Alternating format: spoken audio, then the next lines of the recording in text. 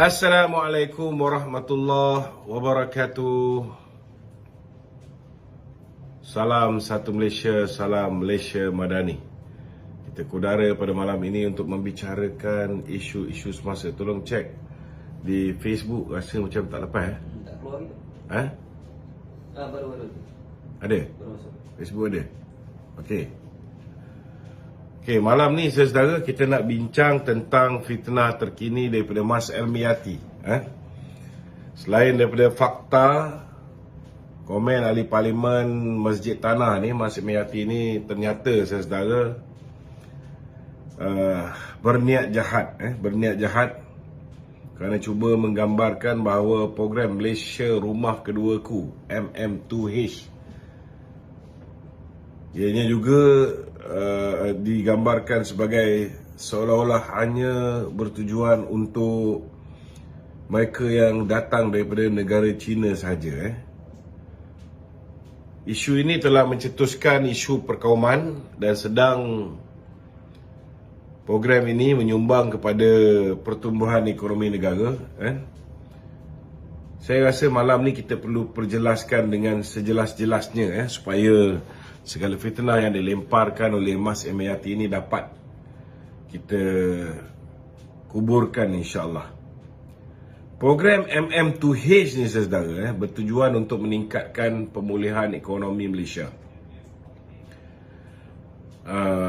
Dengan terbukanya kepada pemohon dari seluruh dunia, bukan hanya daripada negeri China. Cuma persoalannya mengapa Mas Elmiyati perlu mengelirukan orang ramai dan mengatakan bahawa program ini hanya memihak kepada pemohon daripada negara China. Ini jelas nampak niat tak baik dia.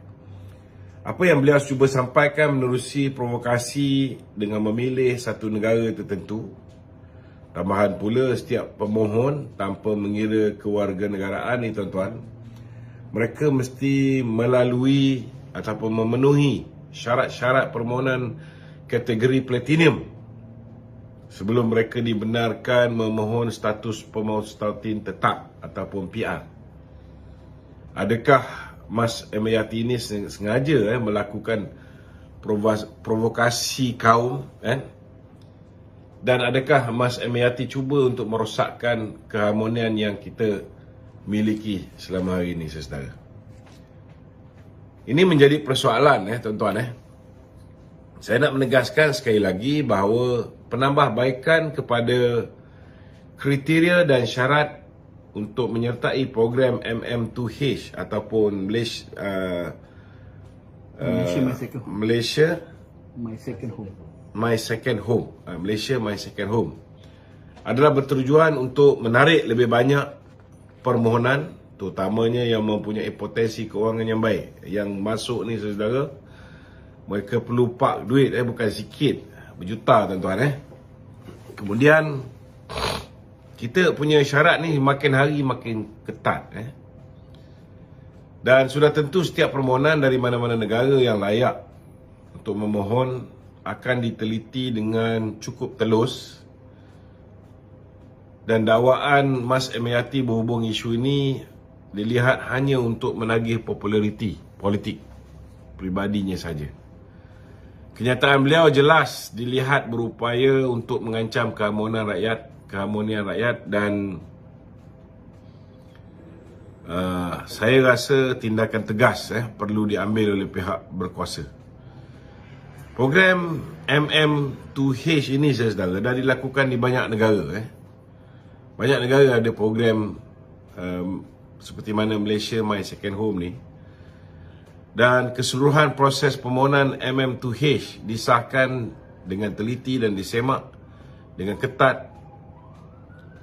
Dan ini jelas menunjukkan bahawa komen yang dibuat oleh Mas Elmiyati menunjukkan kejahilannya tentang banyak perkara. Dan sememangnya inilah cara beliau menarik perhatian. Bukan setakat beliau, tetapi semua ahli-ahli politik daripada Parti Bersatu dan Perikatan Nasional. Umum mengetahui bahawa setiap permohonan untuk menyertai MM2H ini mestilah lulus proses semakan yang sangat ketat, termasuk saringan kewangan, semakan latar belakang seseorang itu dan keperluan lain yang berkaitan sebelum mereka layak menerima PAS program MM2H dan kemudiannya memohon status PR mengikut syarat-syarat yang dikenakan oleh Jabatan Immigration Malaysia. Sekiranya pemohon ataupun sekiranya pemohon melakukan sebarang salah laku atau langgar mana-mana syarat program, keistimewaan yang mereka miliki akan terbatal. Jadi motif Mas Emayati membuat komen yang tidak berasas dan palsu ini seharusnya dikecam dan tindakan yang tegas patut diambil oleh pihak berkuasa terhadap Mas Emayati.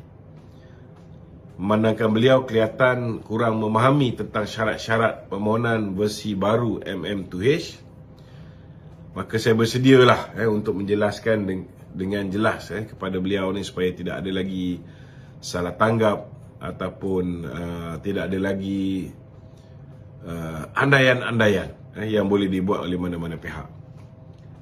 Jika tak memahami secara jelas mengenai program ini, lebih baiklah beliau jangan tergesa-gesa mencetuskan persepsi. Lebih baik beliau diam daripada mengeluarkan kenyataan yang berbau perkauman ini.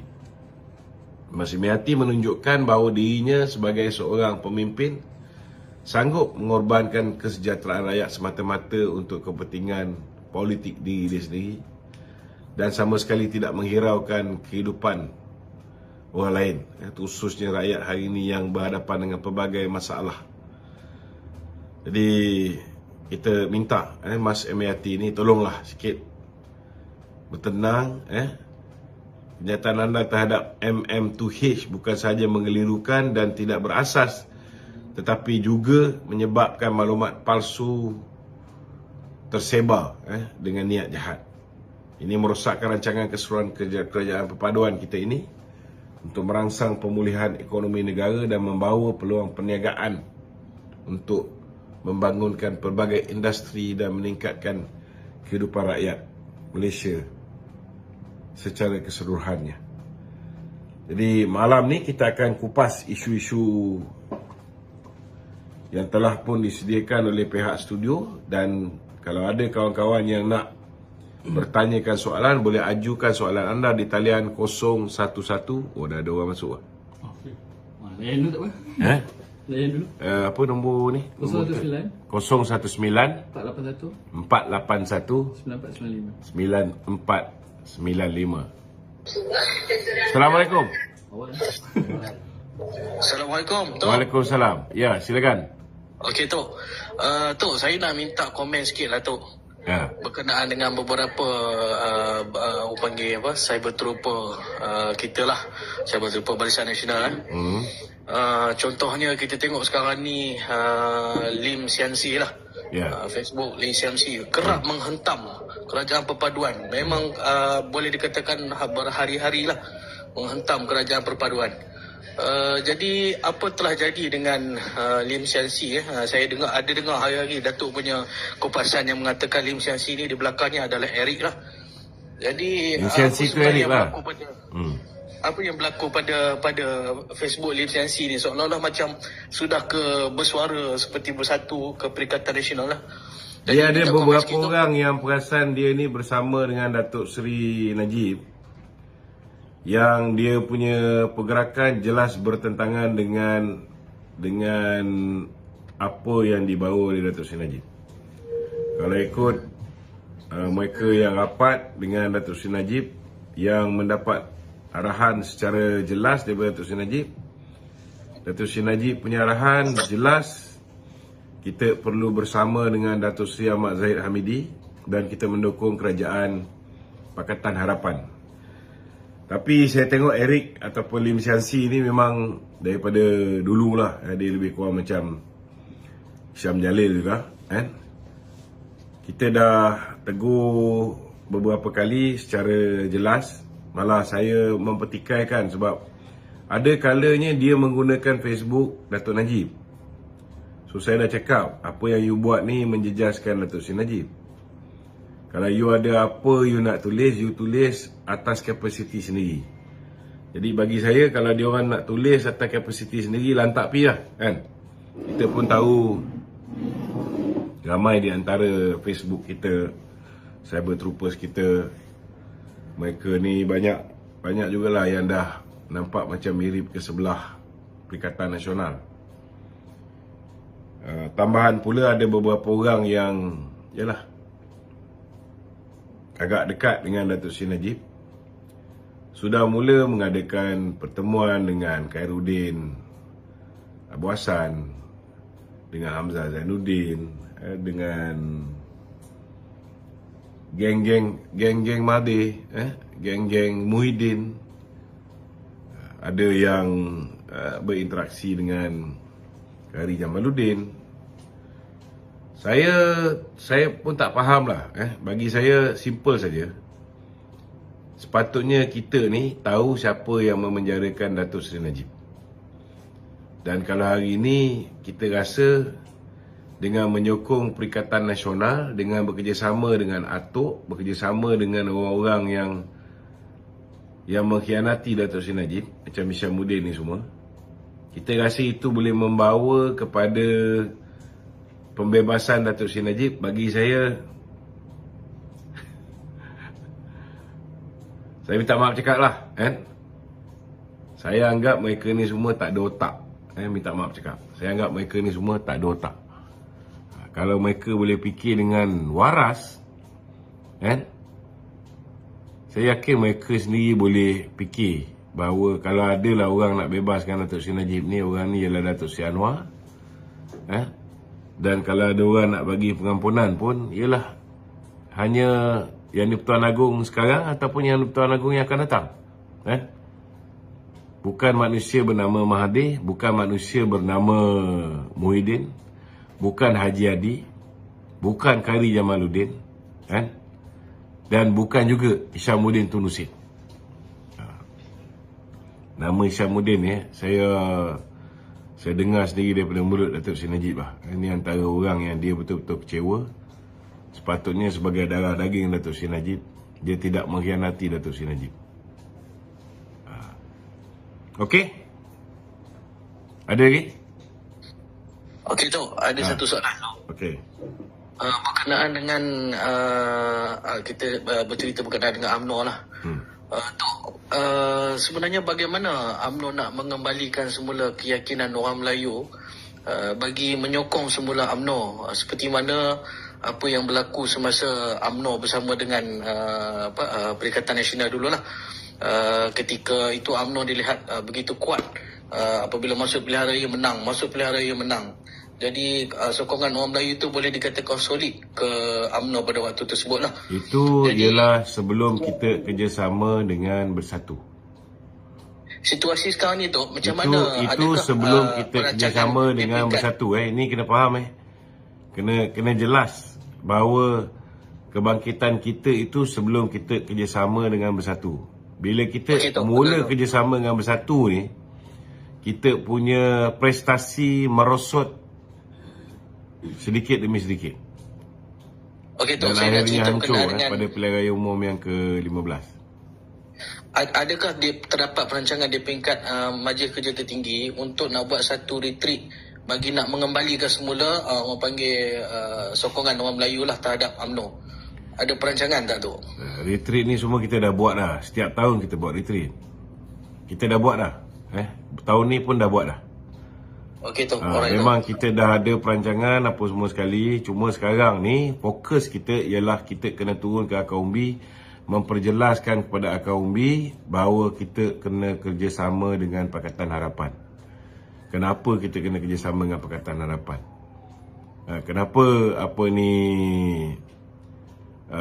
kerjasama dengan Pakatan Harapan itu lebih baik dan lebih kurang mudarat berbanding dengan kerjasama dengan Perikatan Nasional? Benda ni semua kita kena turun ke bawah dan jelaskan.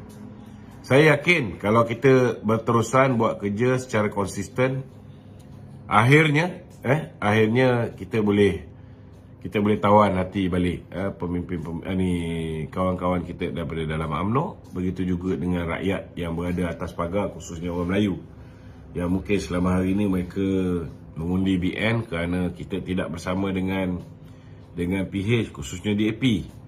Tetapi hari ini mereka perlu sedar bahawa tidak ada satu kerajaan pun boleh stabil kalau kita tak dapat dukungan bukan Melayu.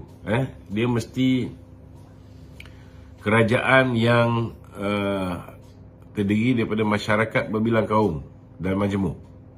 Apatah lagi hari ini orang Melayu telah dipecah belahkan oleh Tun Dr. Mahathir, oleh Muhyiddin. So tak mungkin kita boleh bentuk kerajaan hanya orang Melayu dan kerajaan tu stabil. No way. Okey? Okey tu, soalan terakhir tu. Ya.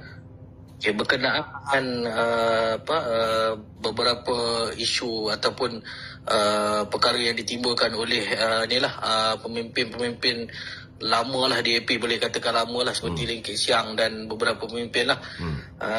Alhamdulillah kita tengok tadi Ketua Pemuda UMNO telah menyanggah lah kenyataan yang dibuat oleh bekas pemimpin, boleh katakan bekas lah pemimpin DAP yang menyatakan berkenaan untuk nak mengadakan pilihan raya di peringkat PBT. Jadi komen Datuk sikit berkenaan dengan saya dah komen 2 hari sebelum. Kemarin hari buat kenyataan kan. 2 hari sudah saya dah buat kenyataan saya. Saya maklumkan bahawa sekiranya pemimpin-pemimpin dinasti Lim ni, ini semua bukannya orang di AP sekarang, kena faham ni. Dia ada kumpulan-kumpulan yang menyokong kepimpinan Lim Kit Siang, Lim Guan Eng ni. Itu sebab dia orang ni cuba nak, bagi saya lah, dia orang ni nak sabotaj. Dia tahu orang Melayu takut dengan DAP pasal kenyataan-kenyataan DAP sebelum ni. Kenyataan DAP berhubung dengan isu Malaysia, kenyataan DAP berhubung dengan isu hak sama rata, kan? Kenyataan DAP berhubung dengan isu Perdana Menteri bukan Melayu.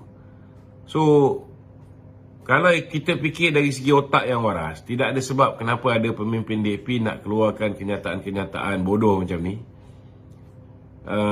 tanpa sebab, kan? So bagi saya hari ni Lim Kit Siang sedang berusaha untuk merosakkan imej DAP yang hari ni kita cuba nak yakinkan orang Melayu bahawa DAP dah berubah, kan? Kalau hari ini yang menjadi susagung DAP ialah Lim Guan Eng, agak-agak Lim Kit Siang nak buat tak kenyataan-kenyataan yang menyebabkan orang Melayu ni kembali marah kepada DAP? Sudah tentu tidak. Jadi ni sebenarnya ada isu dalaman ni. Isu dia nak sabotaj Anthony Loh, dan kita pun tahu bahawa geng-geng lama Lim Kit Siang ni masih ada juga. Contoh macam pengurusi DAP wilayah persekutuan. Ini semua orang lama ni. Apa nama dia? Tan Kok Wai. Ini semua orang lama. Geng-geng Lim Guan Eng, geng-geng dinasti Lim. Jadi kita kalau kita nak serang, kita serang Tan Kok Wai. Kita kalau nak serang, kita serang Lim Guan Eng. Kita nak serang, kita serang Lim Kit Siang. Siapa yang buat kenyataan bagi mensabotaj DAP punya kepimpinan baru sekarang ni, nak balun-balun, kan? Kita tak payah peduli. Tetapi kita kena differentiate.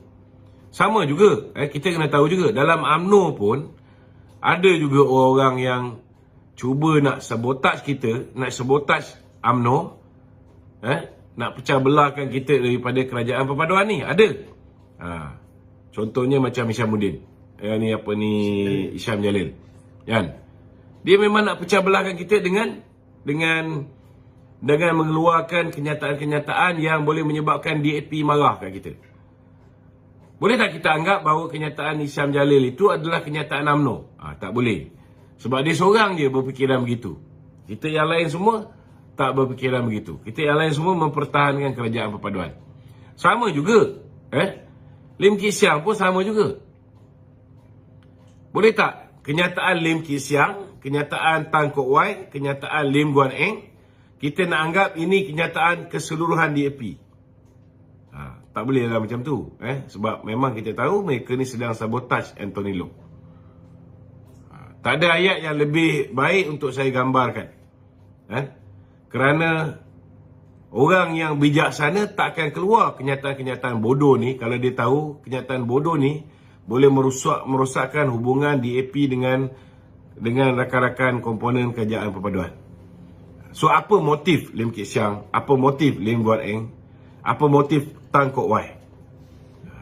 Saya secara peribadi nak beritahu kita akan lawan habis-habisan puak-puak dinasti Lim ni sekiranya mereka mahu melakukan sabotaj terhadap DAP dengan mengenengahkan balik isu Perdana Menteri bukan Melayu ataupun mengenengahkan isu pilihan raya PBT.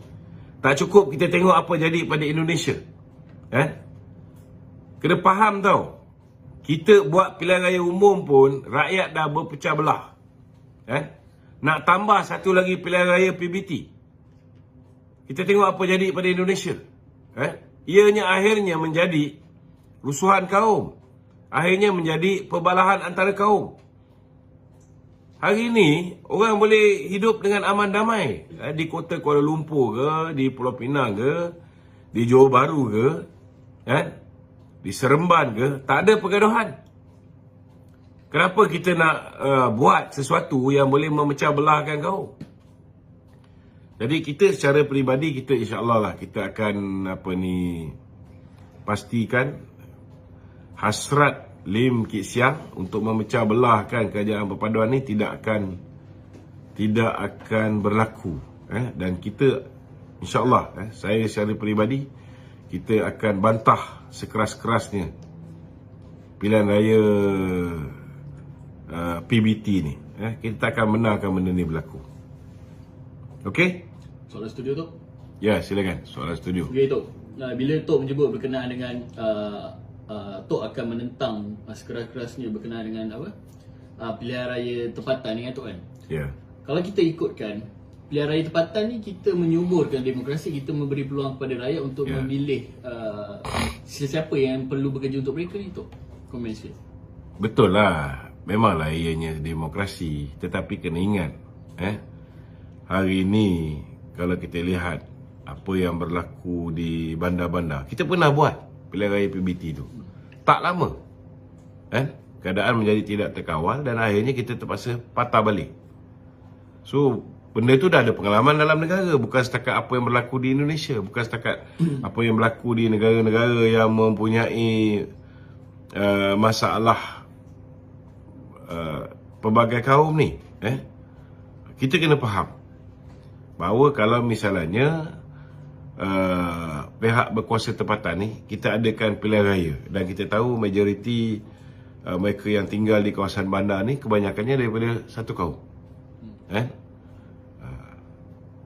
Dalam keadaan hari ni orang Melayu berpecah belah.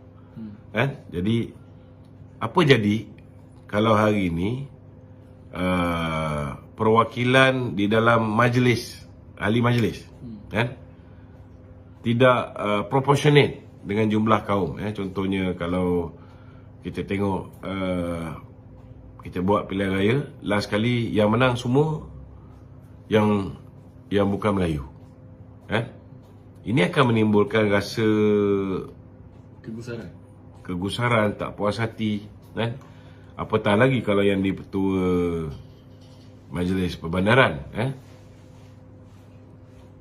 akhirnya berlakunya penguasaan sesuatu kaum yang bukan majoriti.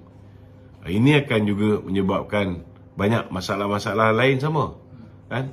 Jadi bagi saya hari ini setiap parti politik yang duduk dalam kerajaan perpaduan ini, mereka boleh menentukan bahawa setiap perwakilan ahli-ahli majlis ni mengikut komposisi kaum. So cara tu dah cukup lah.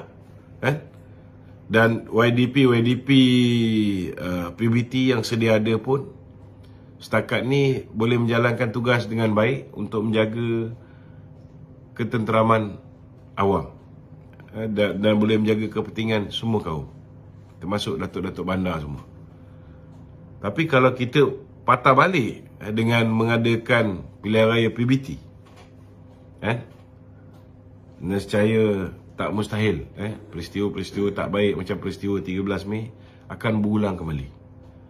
Cukuplah kita sekarang ni dalam keadaan tidak ada pergaduhan antara kaum pun, politik kita tidak stabil. Cuba bayangkan kalau pilihan raya PBT pula dia adakan. Sekarang ni pun dah okey dah. Bergaduh 5 tahun sekali. Nak buat pilihan raya PBT, apa akan jadi pada negara kita? Asyik berperang satu sama lain. Cukup. Benda yang sedia ada yang bagus kita kekalkan. Ini bukan soal demokrasi. Demokrasi ni tidak bermakna bahawa benda tu betul. Kena faham tu. Ada juga demokrasi tak bagus. Ini semua benda yang bukan daripada apa ni, selain daripada Al-Quran dan hadis.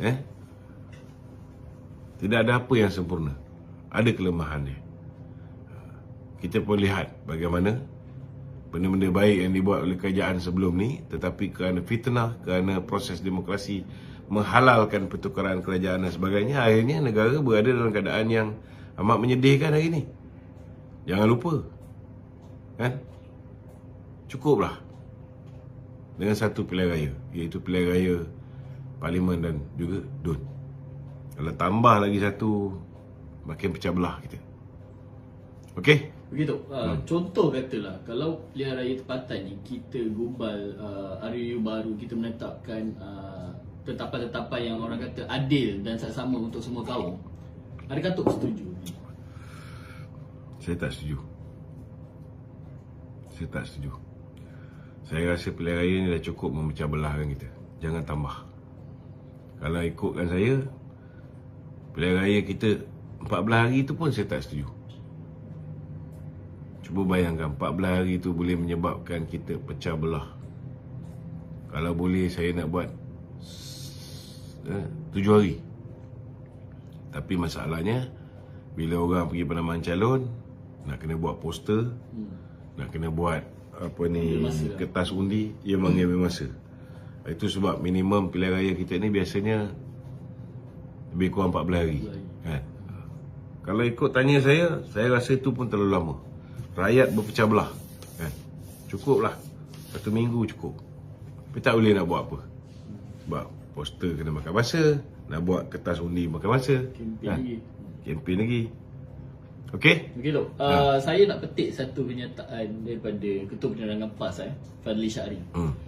Dalam kenyataan dia kata persempadan semula adalah tiket terakhir PHBN untuk memperkukuh kedudukan tu. Dia dapat idea bodoh ni daripada si Tua Puaka yang hari ni sudah menjadi penasihat kepada 4G. Si Tua Puaka ni lah yang buat kerja ni. Dia lah yang mengkhianati orang Melayu dengan tidak menambah kursi Kelantan Terengganu selepas kerajaan beliau, Kerajaan Barisan Nasional pada tahun 1999 ditolak oleh orang Melayu.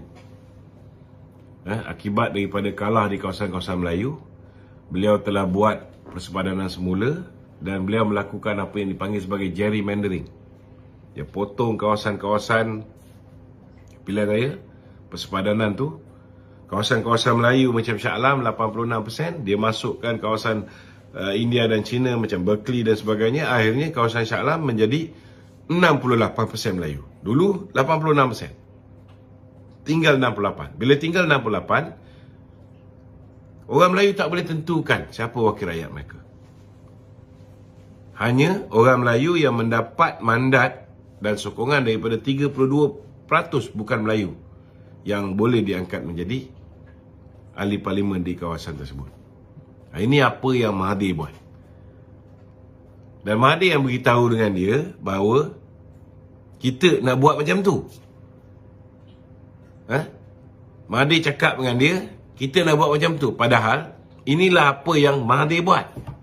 UMNO ni bukan tunggul kayu macam Mahathir tau. Nak beritahu tu je lah pada Fadli Syahri ni. Kalau dia kata UMNO ni apa, alas punggung ke kan, Alas duduk. Alas duduk kan. Nak beritahu dengan dia, level PAS tu hanya alas kaki kepada Mahathir. Itu je. Tak payah nak cerita kita ni alas duduk. Kita bukan kuda tunggangan. Macam dia orang hari ni menunggang Mahathir, Mahathir tunggang dia. Kan? Dia ingat kita macam tu. Sorry lah. Silap orang. Okey Tok, ni soalan susulan Tok. Setiap kali ada kerajaan baru, pasti ada berita berkenaan dengan persempadanan semula ni Tok. Adakah ini retorik? Tak, ini retorik dia orang ni untuk menakut-nakutkan orang Melayu. Takkan UMNO nak biarkan kepentingan orang Melayu terhakis. Kan? Saya nak beritahu, kalau misalnya kena ikut 100% berdasarkan kepadatan penduduk, kita tengok kat Sarawak tu, berapa banyak kawasan yang ada 17,000, 20,000, dapat satu kawasan parlimen. Maknanya akhirnya dia akan ada juga pertimbangan politik, pertimbangan kestabilan sesebuah negara, kan? Dan jumlah ahli parlimen dan kawasan parlimen orang Melayu tu, dia akan proportionate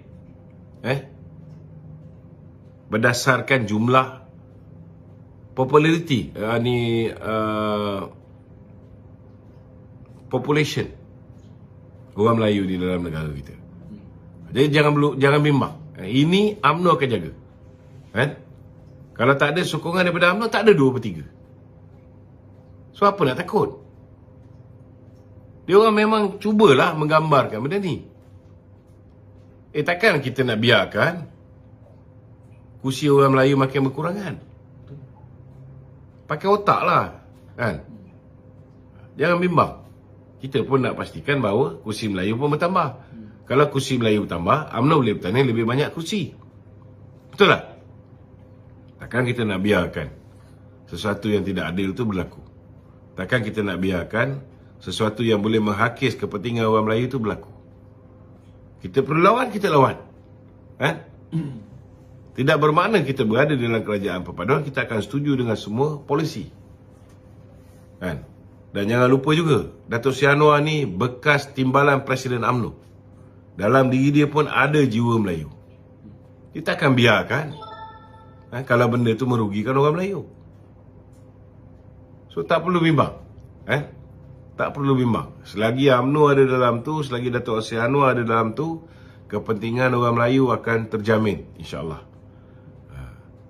Yang sebenarnya, yang kepentingan orang Melayu ni semakin terhakis bila mereka bersama dengan Bersatu, bila mereka bersama dengan PAS. Sebab dua parti politik ni tak boleh kawal kawan-kawan bukan Melayu bila mereka bersama. Mereka, they can't control. Tapi kita insya-Allah, selagi dia orang ni boleh hormat kita, kita hormat dia orang. Dia main kasar, kita main kasar. Kita boleh lebih kasar daripada dia orang. Kita tak ada masalah. Bila-bila masa kita boleh jadi pembangkang. Bukan kita tak pernah jadi pembangkang. We have proven. We have proven that we can be a good opposition. Itu yang zaman dulu kita menang 7 pilihan raya kecil sedikit. Menang di ini. Kita pembangkang, tak ada masalah. UMNO akan lebih popular kalau jadi pembangkang. Betul.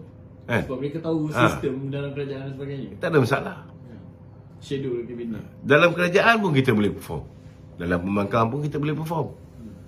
Tak macam PAS, dia tahu bangkang lari longkang je. Okey. Okey tu. Saya sedap dia je cakap kita alas tempat duduk Kepala kotak dia. Okey. Saya lihat sekarang ni naratif yang dimainkan oleh Perikatan Nasional, terutama PAS tau.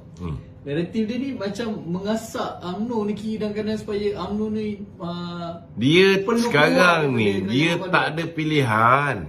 Dia takut jadi kluster mahkamah. Sekarang ni yang dah jadi kluster mahkamah macam Muhyiddin dan rakan-rakan yang sewaktu dengannya takut pergi Sungai Buloh, takut pergi ke penjara Kajang. Yang belum lagi jadi kluster mahkamah ni takut jadi kluster mahkamah. Itu yang menggelupu. Hari-hari duk cocok UMNO supaya UMNO tinggalkan kerajaan perpaduan. Kalau UMNO tinggalkan kerajaan perpaduan pun, kerajaan ni tak jatuh lah. Tak jatuh. Dan apa kegilanya UMNO nak bersama dengan orang yang pernah khianat kita ni? Dia nak stupid. Tak payah cerita lagi benda ni. Mengarut je. Biarkan. Tapi satu, They cannot move on. Satu. Dia orang ni tak ada ketahanan nak jadi pemangkap. Betul. Semenjak dah berasa makan gaji buta jadi duta. Kereta mewah. Semenjak berasa pakai kereta mewah. Semenjak berasa pakai apa ni, jawatan menteri, jawatan YB. Dia orang tak mampu nak jadi pemangkap. Itu yang menggelupu hari-hari jadi kerengga. Nak tebuk atap je. Biarkan. Kita jadikan dia orang ni kokang mati beragan. Okey tu. Saya sebenarnya tak nak cakap pasal ni, tapi dia pasal poster tau. Ada satu poster tu tular dekat social media, gambar Presiden UMNO, lepas tu sebelah sini gambar Isyamuddin. Lepas tu belakang ni orang-orang Isyamuddin dan orang-orang Presiden lah. Mereka cuba memainkan naratif macam UMNO ni akan flip, akan jatuh dan bakal ada UMNO baru. Tak ada apalah. Si Raja Petra ni, saya rasa dia pun mungkin makan gaji dengan Isyamuddin sekarang ni. So dia cuba promote. Itu hari dia kata lepas ni Datuk Zahid sakit apa semua akan digantikan oleh Isyamuddin. Kita dah jawab dah. Kita dah jawab dah. Sekarang pula dia cuba gambarkan bahawa hari ni penyelamat UMNO ni Isyamuddin. Kepala otak dia. Kan? Inilah yang telah menjahanamkan UMNO. Kalau kita tak ambil dia, tak bagi dia jadi wakil rakyat itu hari, dah selamat dah kita. Akibat daripada bagi dia peluang jadi wakil rakyat balik semula, dia hasut 10 orang. Belum apa-apa 10 orang ni dah khianat kita, bagi sokongan kepada apa ni, Muhyiddin. Cuba kalau Isyamuddin tak jadi calon, ada tak orang yang akan bawa orang kita pergi ke sebelah sana? Tak ada. Tapi nak buat macam mana? Sebelum tu dia buat pura-pura dah baik, kan? Presiden pun bagi dia jadi calon. Aku kerat 18, aku tak percaya Isyamuddin ni. Betul. Macam mana aku tengok Mahathir, macam tu aku tengok Muhyiddin. Ini Isyamuddin. apa ni Isyamuddin? Isyamuddin ke Muhyiddin ke sama je. Begitu soalan lain Okey, baru-baru ni ada convention Parti Amanah Negara tu Dan dalam convention tu saya petik satu petikan daripada Ketua Pemuda Amanah kalau tak silap saya. Bunyi dia macam gini lah. Dia kata Amanah perlu dapat lebih kerusi menteri. Komen. Siapa-siapa pun berhak untuk meminta, kan? UMNO pun berhak untuk meminta, Amanah pun berhak untuk meminta, PKR pun berhak untuk meminta, DAP pun berhak untuk meminta. Tapi last sekali, ianya terserah kepada kebijaksanaan Datuk Seri Anwar Ibrahim, kan? Datuk Seri Anwar lebih tahu siapa yang dia perlu bagi lebih, siapa yang perlu dia bagi sekian banyak, kan? Kerana mesti ada perkiraan-perkiraan dia.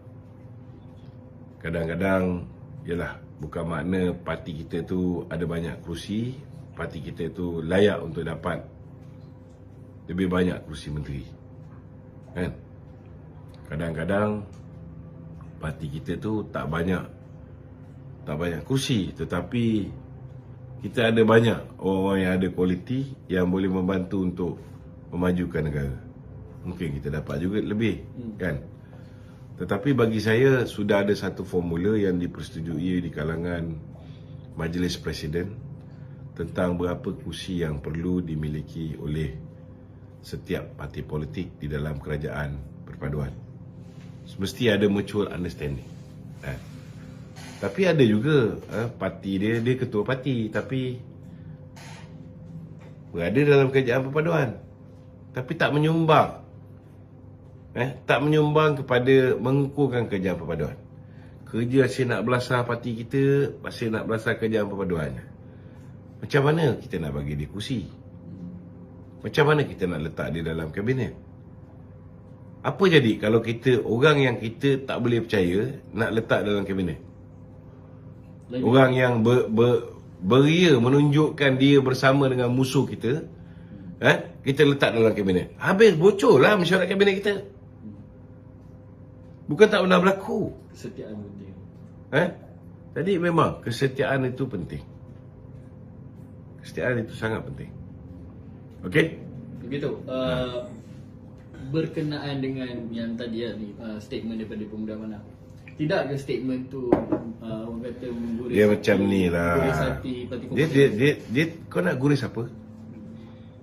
Kau nak guris apa? Itu hak dia orang lah, dia nak minta. Bukan semua orang tu bila dia bercakap dia mewakili parti tau. Kau boleh kontrol perwakilan UMNO nak cakap apa? Tak boleh kan? Dia kata kita nak jadi Perdana Menteri, kita nak go solo. Tapi last sekali parti buat keputusan. Last sekali Presiden UMNO buat keputusan. Last sekali MKT UMNO buat keputusan. Sama juga benda yang Perdana Menteri buat keputusan. Last sekali Perdana Menteri buat keputusan. Maklumat yang diorang dapat lebih lengkap, lebih terperinci, berdasarkan fakta. Orang bawah ni dia nampak benda yang di surface saja, yang boleh dilihat dengan mata kasar. Kan? Kalau aku jadi Pemuda Amanah pun aku akan bertanya, kenapa UMNO dapat tambah 1? Kenapa DAP dapat tambah 1? Amanah tak dapat tambah 1? Betul tak? Tak salah beliau nak cakap macam tu. Sebab dalam pemikiran Datuk Seri Anwar pun, dia kena jaga juga. Jangan sampai orang boleh kata bahawa kabinet dia lebih besar daripada kabinet Ismail Sabri. Kabinet dia lebih besar daripada kabinet Muhyiddin. Lebih besar daripada kabinet Mahathir. Itu pun dia nak kena ambil kira. Sebab kalau kabinet tu besar, orang akan kata dia membazir duit rakyat. Benda tu dia nak ambil kira juga. So, let us be fair to the Prime Minister. Kena faham juga. Jangan kita fikir pasal diri kita je. Kalau ikut aku pun nak juga. Ya? Kita fikir letak diri kita kat kasut dia. Kalau kita berada di tempat dia tu, apa kita akan buat? Kau tak boleh kau nak bagi semua orang happy. Puas hati tak boleh. Puas hati tak boleh. Rasulullah pun tak boleh memuaskan hati semua. Masih lagi ada orang baling batu pada baginda. Cuba bayangkan. Ini kan lagi manusia biasa ni. Okey? Begitu.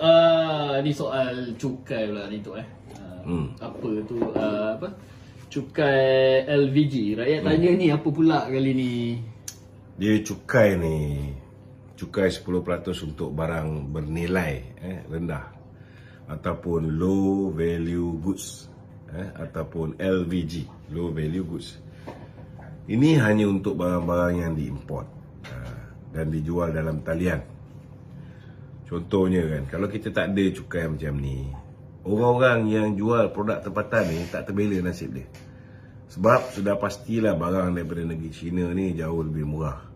So apa akan jadi pada produk tempatan? So kalau ikut Indonesia, dia buat lagi teruk. Apa Indonesia buat? Indonesia ban terus TikTok ni. TikTok untuk Shopee ni, untuk beli barang daripada, sebab habis dia orang punya peniaga domestik dia orang ni, barang-barang domestik tak laku.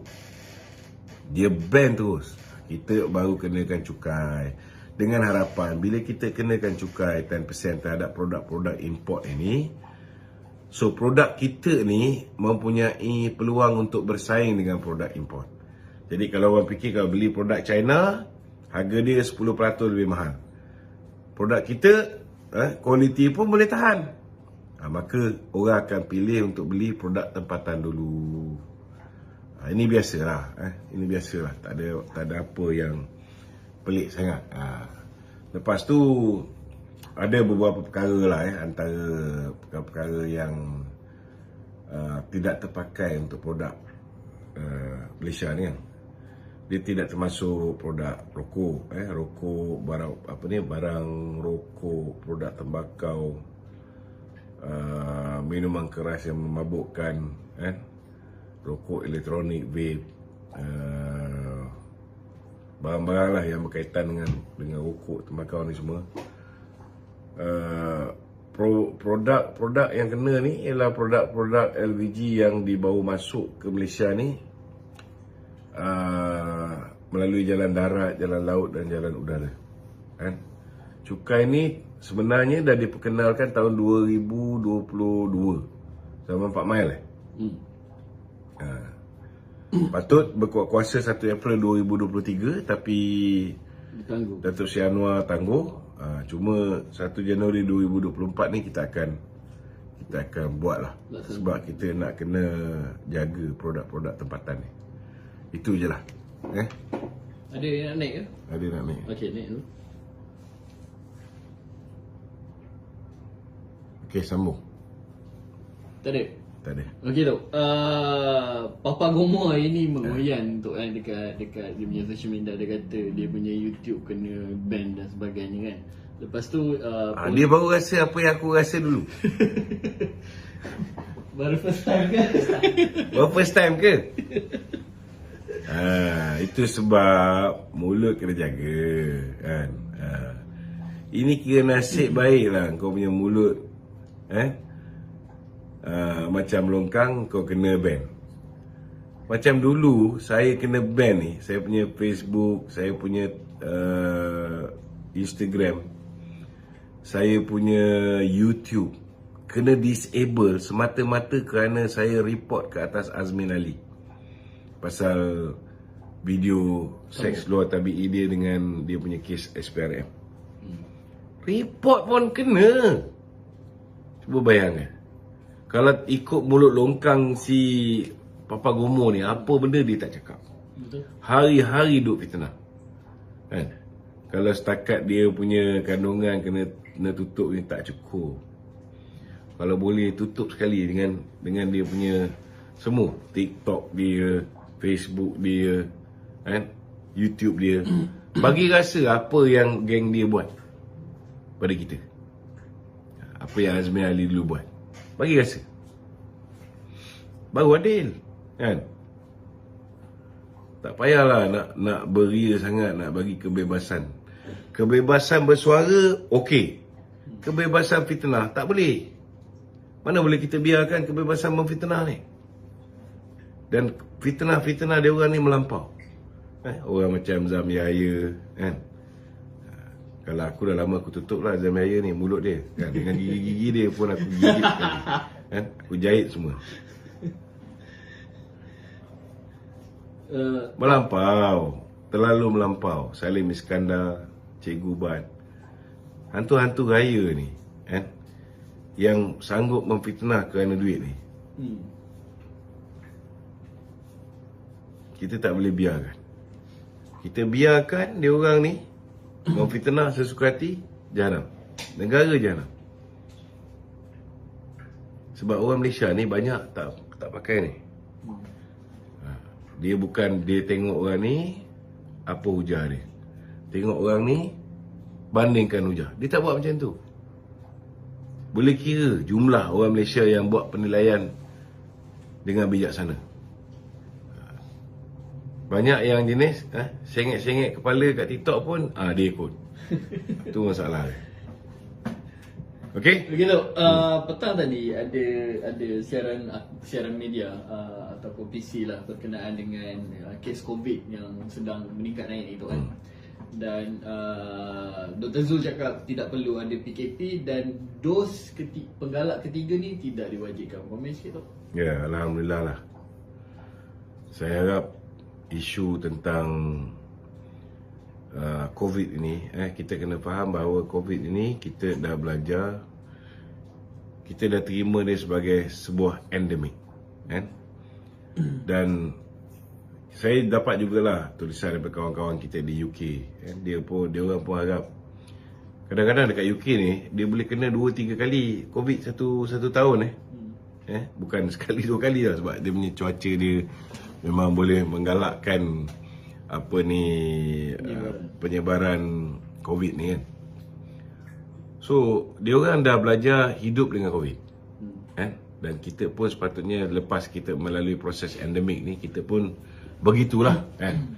Jadi memadailah dengan sarana-sarana yang dibuat oleh Dr. Zul supaya kita pakai face mask, kita pakai kita lakukan apa yang dipanggil sebagai penjarakan sosial dan sebagainya, langkah-langkah preventif kan. Kalau kerajaan nak sediakan dos ketiga ke apa benda jenis suntikan ke, silakan. Dan saya ucap terima kasih kerana tidak memaksa kepada rakyat seperti mana yang dibuat oleh Kari Jamaluddin dan juga bapa vaksin negara, iaitu Tan Sri Den Tompok. Ini bagi saya satu tindakan yang sangat tepat. PC-PC ni kalau perlu buat sekali-sekala, okeylah. Elakkan juga. Sebab takut silap cakap. Sebab kita pun tahu dulu ada orang yang beria suka nak buat PC. Baca PDF. Baca PDF lah PC. So sekali-sekala buat PC, okey. Janji bagi berita yang gembira kepada rakyat. Anxiety bila dia buat PC tu. Sebab bila dia buat PC tu orang dah mula risau. Sebab bila ada PC tu orang punya gambaran, alamak nak PKP lagi ke? Nasib baiklah tak ada PKP. So bila ada betul-betul penting tu, bolehlah buat PC. Okey? Begitu. Itu saja. Itu je, ada soalan. Naik. Ya Fitri, Assalamualaikum. Assalamualaikum. Assalamualaikum. Waalaikumsalam. Datuk, Ya. saya kembali. Apa ni? Saya kembali. Orang Kedah. Saya kembali. Kenapa Ya. kembali? Saya dah naik dah. 2 hari lepas. Tapi terputus. Okey. Tak tahu lah terputus ke Datuk Kik ke apa. Apa nak cakap pasal cerita berat yang je kau tu. cakap yang menyebabkan kena kick tu? Saya nak cakap pasal berat. Datuk tanya saya, dah buat aduan ke? Saya nak Bro, pergi benda tengok ni dah orang jawab buat banyak dah kali ya, kaki bro. ke kaki. Bro, Dah. Putri, Ya, saya dah jawab tahu banyak tu. kali. Lepas kau putus itu hari, kan dah jawab. Takkan kau tak tengok? Ya. Betul dah jawab. Carilah isu Tapi baru. jawapan Kau 3 kali naik, 3 kali cerita benda yang sama je. masalahnya tu, benda yang sama tak selesai. Yalah, tak apalah. Bukannya nak Bagi tipu bagi je. awak kedai. Saya cuma orang kata pun nak ingatkan. Ya. Sebab Kita ingat. benda betul Kita ingat. memang tak ada. Kalau ada tak apa tu. Saya Ya, bukannya ya. ahli PAS ke ahli bersatu tu. betul, Saya betul. ahli UMNO. Okey. Saya jentera. Ambil nombor Apa ni, ni, 019. Bagi Okey tu. lokasi kedai. Okey tu, Ustaz. Biar saya baca tu. Tolong bagi lokasi kedai. 4314. 4314. Okey tu. Saya dah Ya. buat dah aduan tu. Bukan. Bagi lokasi kedai kita buat. Bagi lokasi kedai tu. Lokasi kedai Pekan Jitera 2, Lotus Jitera, Keceria, Pasaraya Keceria Jitera. Nanti slow. Lotus Citra lagi. Lotus Jitra lagi. Pasaraya Keceria Jitera, Pasaraya K Ceria Jitra. Okey. Yawata Jitera, Lagi. Yawata. Simat Jitera, Nanti Yawata Jitra. Lagi. Simat Jitera, Simat Jitra. Lagi. Okey. Faridah Store Jitera, Farida Store Jitra. Okey lagi. semua tu tak ada tu. Saya dah pi dah. Okey. Ya. Dan Okey. saya dah buat dah laporan tu 019 279 4314. Okey. Ni kita direct dengan pegawai Mak Sabun je. Jawapan pun dah dapat dah, tahu tak? Jawapan Okey. apa tu? Ah. Daripada KPDN. Setelah 3 hari menunggu, jawapannya ialah di luar bidang kuasa. Perkara ini adalah di bawah MAFI, Kementerian Pertanian. Oh, tak Dan apa. kita minta Pak Rahmat lah. Kita direct dengan Abang Mat. Dan yang sedihnya tu, bila pergi tengok dekat MAFI punya Facebook, adalah aduan beras tu yang masa tu kecoh dulu ni lah. Tapi aduan bukan macam aduan KPDN lah. KPDN ni dia ada dia ada easy adu dia. MAFI ni aduan dia buat macam mana? Google Form lah. Itu pun kita hantar, tak dapat pun receipt balik ke kita yang mengatakan kita dah hantar ke apa. Tak tahu lah macam mana respon mereka tu. Okey. Kita akan sampaikan pada Abang Mat. Dan untuk makluman Fitri juga, Abang Mat pun sekarang ni dia sedang mencari jugalah beras-beras daripada luar sama. Dan memang dah ada dah. Beras-beras daripada luar ni yang kita boleh jual. Beras import ni harga dia dekat je dengan harga beras tempatan ni. So saya rasa bila benda-benda ni semua dah masuk kan, stok-stok ni dah masuk, isu ni dah tak ada lagi lah, insyaAllah. Benda sekarang ni apa yang saya boleh ni kalau kita tak mau cakap pasal yang orang kata apa, lah ni tak, kita tengok dah tak kecoh macam dulu dah. Sebab apa? Sebab rakyat dah boleh adapt lah. Tapi tu memang sedih lah cakap. Masa saya pergi cari tu, tambah kat Lotus, Jitra ni. Tapi nampak semua yang masalah ni dekat belah Kedah je. Tempat lain tak ada tu. Saya pun heran juga. Saya cuba tu tengok dekat apa. Tak ada dah. Memang kita dah tengok ni kat Kedah je bermasalah ni. Saya tengok dekat Facebook baru one day ago ada orang komen dekat Facebook MAFI dekat Puchong dah 3 hari lah tak jumpa. Saya tak tahu tempat lain, tapi saya terus terang cakap lah, saya bukannya nak masuk sini nak provoke Datuk ke apa, tapi benda memang betul tak ada. Dan saya cakap ni pun kebetulan memang 3 hari lepas tu memang nak cari beras untuk di rumah. Bukannya saja-saja nak provoke apa. Saya memang duk ikut lah Datuk. Kalau tak ada benda apa nak cakap, saya takkan provoke punya tu. Okey. Saya nak defend diri saya jugalah. Saya lepas pada turun tu dia pakai.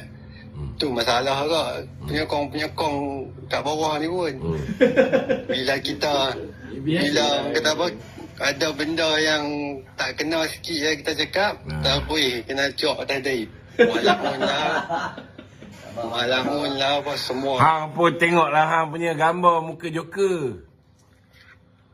Tidak tu, kita cakap benda kita jangan biasakan lah kepada penyokong-penyokong ni. Bila kita cakap benda yang tak kena sikit dengan kerajaan, terus nak cok lah pun. Kita kena terima hakikat lah, benda tu betul. Kalau kita biar Ni ada seorang ni nak nampak nama ni. Jejai Adli. Lokman senyap je pasal DAP minta buat election PBT.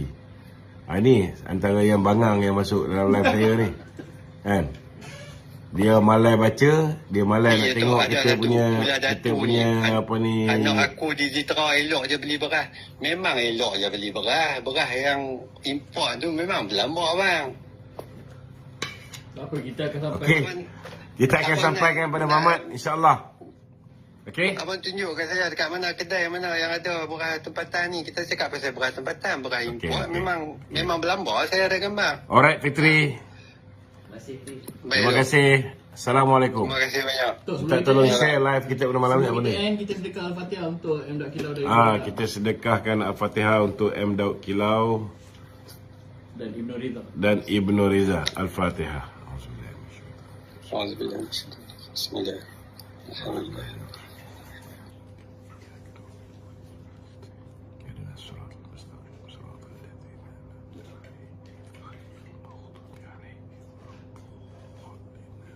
Okey,